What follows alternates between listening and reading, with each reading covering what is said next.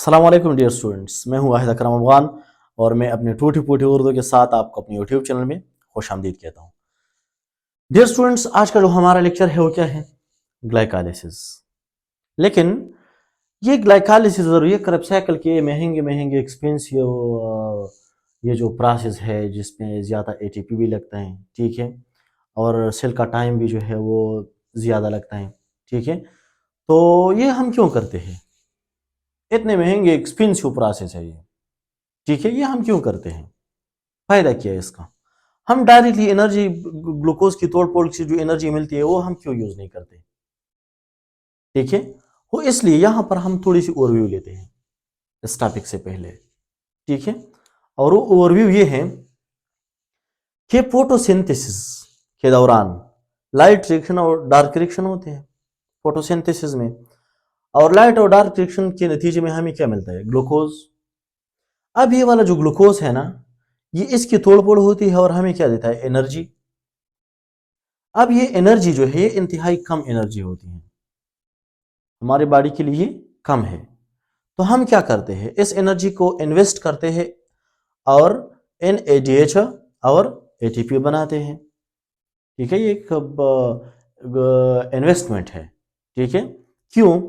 क्योंकि अगर यहाँ पर अब देखें तो 1 ग्राम ऑफ कार्बोहाइड्रेट हमें सिर्फ और सिर्फ 4 कैलोरी एनर्जी देते हैं, लेकिन अगर इस एनर्जी को हम इन्वेस्ट करते हैं ग्लाइकालिसिस और क्रेब्स साइकिल की शक्ल में, ठीक है, तो फिर ग्लाइकालिसिस और क्रेब्स साइकिल में हमारे पास क्या बनते हैं? एटीपी और NADH। तो एक एटीपी जो है वो हमें 7.3 किलो कैलोरी एनर्जी देता है, जो कि इसका डबल है।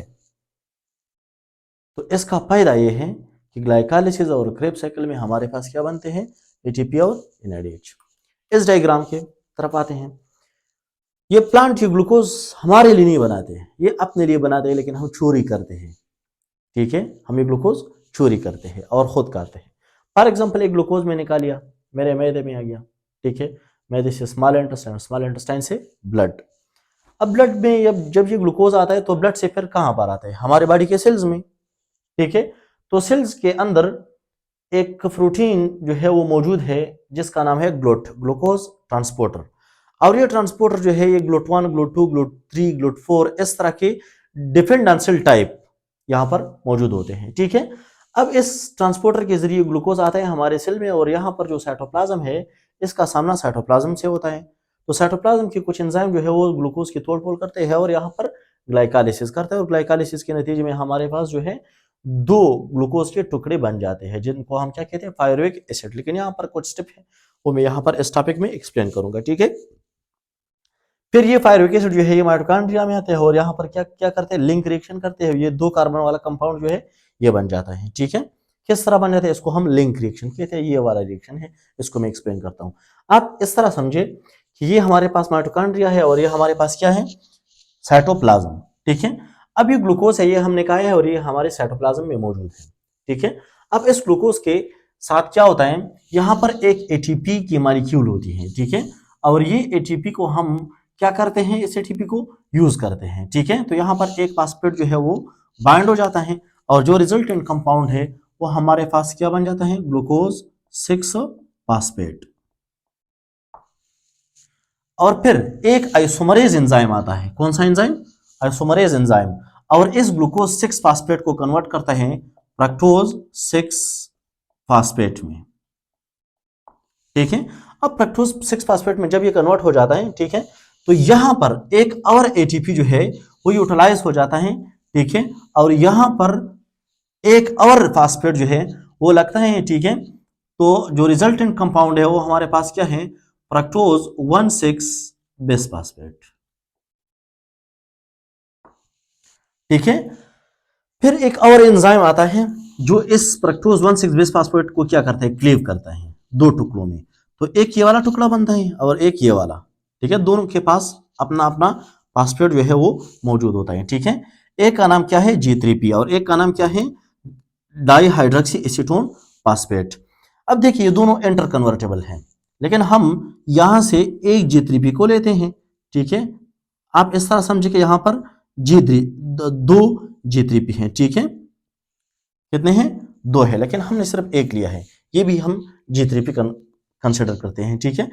अब ये वाला रिएक्शन जिस तरफ जा रहे हैं ना, तो आप इस तरह समझे कि ये इस साइड पे भी ये रिएक्शन जा रहे हैं, मतलब डबल जा रहे हैं, ठीक है। अब देखिए यहां पर ये G3P जो है ये कन्वर्ट होता है ग्लिसरल अल्डिहाइड। ये हमारे पास क्या है, ग्लिसरल अल्डिहाइड 3-फास्फेट है, ठीक है।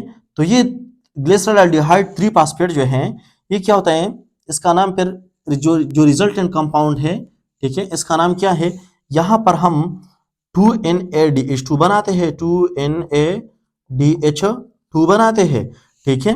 2NADH2 इसलिए बनाते हैं क्योंकि यहां पर भी ये रिएक्शन जा रहे हैं। असल में एक NADH2 यहां पर बनता है और एक NADH2 यहां पर बनता है, तो जो रिजल्टेंट है वो क्या है, वो 2NADH2 है, ठीक है। तो यहां पर हमारे पास कितने बनते हैं, 2NADH2, ठीक है। और यहां पर कुछ इनऑर्गेनिक फास्फेट भी होते हैं जो कि यहां पर आकर बाइंड होते हैं, तो ये वाले हम यहां से लेते हैं, ठीक है, और इसके साथ क्या करते हैं, बाइंड करते हैं, ठीक है। तो जो रिजल्टेंट कंपाउंड है वो हमारे पास क्या बन जाता है, 1,3-bis phosphoglycerate, 1,3-bis phosphoglycerate, 1,3-bis phosphoglycerate, ठीक है, ये वाला कंपाउंड बन जाता है। अब ये 1,3-bis phosphoglycerate जो है यहां पर हम एक एटीपी को क्या करते हैं, दोबारा बनाते हैं यहां पर, ठीक है। यहां पर एक फास्फेट जो इसमें लगा हुआ है, ठीक है, जो इनऑर्गेनिक फास्फेट आया था वो हम यूज करते हैं, यहां से शिफ्ट करते हैं इस कंपाउंड से एडीपी में, तो एडीपी में क्या बन जाता है, एटीपी, और जो रिजल्टेंट कंपाउंड यहां पर बनता है, तो अब इसके पास क्या है, सिर्फ 3 कार्बन पर एक फास्फेट है, जो पहले कार्बन से जो फास्फेट हो तो हमने ट्रांसफर किया किस में, किस चीज में, एडीपी में, तो जो रिजल्टेंट कंपाउंड बनता है वो हमारे पास क्या बनता है, 3PGA, 3-फास्फोग्लिसरेट बनता है, ठीक है। अब ये 3-फास्फोग्लिसरेट से ये कंपाउंड जो है ये यहां पर आता है और हमारे पास क्या बनता है, 2PGA, यहां पर एक एंजाइम काम करता है और उस एंजाइम का नाम क्या है, आइसोमरेज, ठीक है। अब इस आइसोमरेज ने 3PGA से 2PGA बनाया, ठीक है। अब ये जो 2PGA है, तो 2PGA यहां पर क्या करता है, एक वाटर को रिलीज करता है, H2O को, यहां से एक H2O जो है वो रिलीज हो जाता है, और जो रिजल्टेंट कंपाउंड है वो रिजल्टेंट कंपाउंड क्या बन जाता है, वो रिजल्टेंट कंपाउंड बन जाता है फास्फोइनोल पायरुवेट, फास्फोइनोल पायरुवेट बन जाता है। फास्फोइनोल पायरुवेट के पास यहां पर जो 2 कार्बन पे यहां पर ये जो फास्फेट है इसको भी हम डोनेट करते हैं, किस चीज को, एडीपी को, एडीपी को, तो एडीपी से क्या बन जाता है, एटीपी। तो देखिए यहां पर टोटल कितने एटीपी बन गए एक रिएक्शन में, ठीक है। यहां पर एक बन गया, 2 एटीपी यहां पर बन गए, ठीक है, और 2 यहां पर बन गए, ठीक है। अब देखिए यहां पर जो एटीपी हमारे पास बनते हैं, सही, ठीक है, तो जो रिजल्टेंट जो नेट एटीपी है वो हमारे पास 2 तो हम यहां पर यूज करते हैं ना, 2 एटीपी हम यहां पर यूज करते हैं, और यहां पर हमारे पास कितने बनते हैं, टोटल 4 एटीपी। तो हम इसलिए कहते हैं कि हमारे पास ग्लाइकोलाइसिस में कितने नेट एटीपी बनते हैं, नेट कितने बनते हैं, 2, क्योंकि 2 तो हम ऑलरेडी यहां पर इस रिएक्शन को स्टार्ट करने में यूज करते हैं। अब देखिए यहां पर ये जो पायरुविक एसिड है, ये वाला जो मॉलिक्यूल है ये आता है कहां पर, माइटोकॉन्ड्रिया में, तो ये हमारे पास क्या है, माइटोकॉन्ड्रिया है, एक पायरुविक एसिड का क्या है, मॉलिक्यूल है, पायरुविक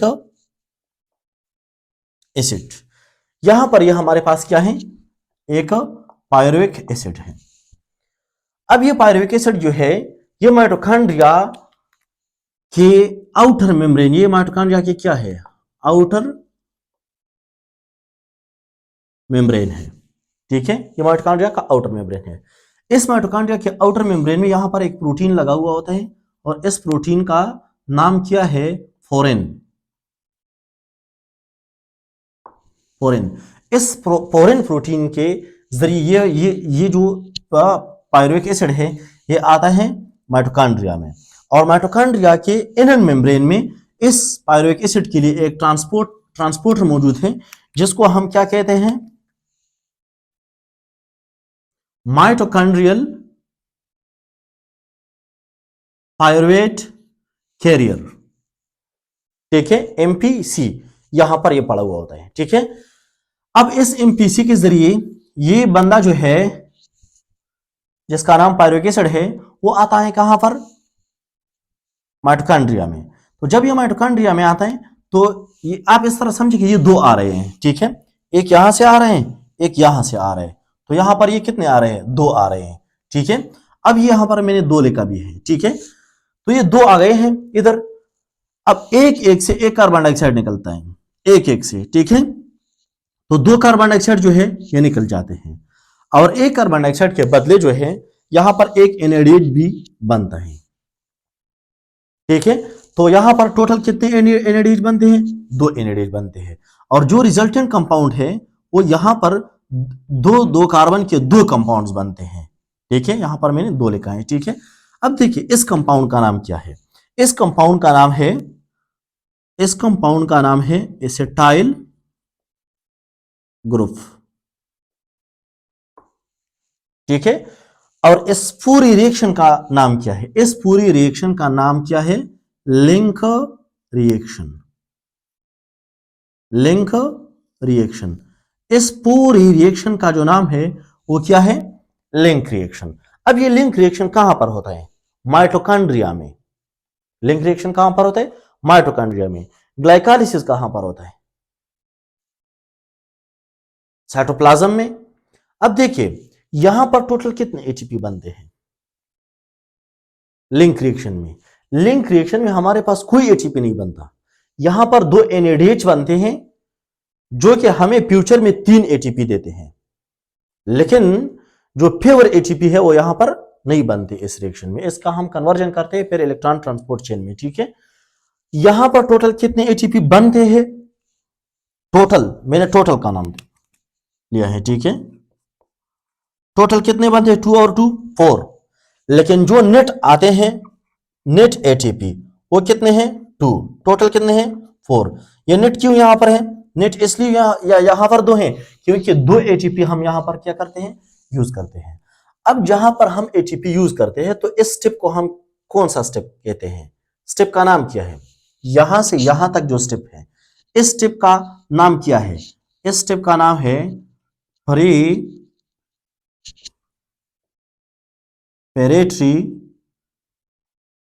फेज। और यहां से यहां तक जो स्टेप है इसका नाम क्या है, इसका नाम है ऑक्सीडेटिव